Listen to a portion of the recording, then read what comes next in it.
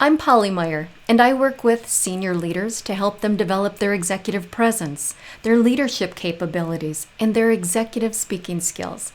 And I wanted to share some of the feedback that comes up quite often in the stakeholder interviews that I conduct on behalf of the senior leaders that I coach.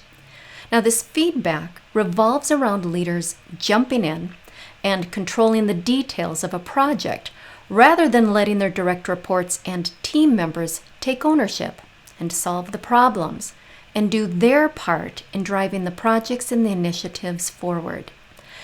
For direct reports, when leaders micromanage projects or jump in to solve those problems prematurely, it can be demotivating.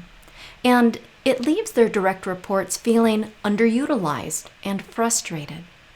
When a leader's natural style is to step in and take control of those projects and its details, it can quickly leave them feeling frazzled and overextended.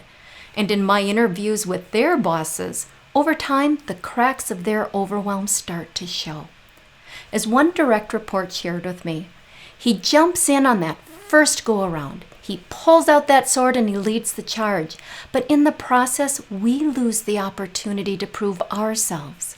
What we need is a general in the background who lays out that plan and lets us do our jobs. As a leader, this doesn't mean that you're taking a hands-off approach, but it does mean that you're giving your direct reports the space and the guidance that they need to be effective in their roles of supporting you and your vision. It also means holding your direct reports accountable, coaching them along the way to develop their talents and their skills, giving them opportunities to fail, and the feedback that they need to get it right the next time. So because this comes up so often in my interviews, I thought it would make for some good discussion on this platform. For the seasoned leaders out there and the seasoned direct reports, here's a question for you.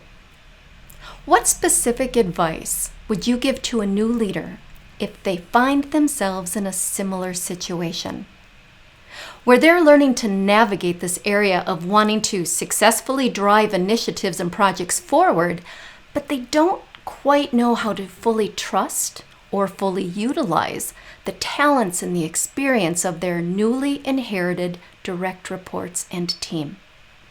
This is where your advice could impact another leader.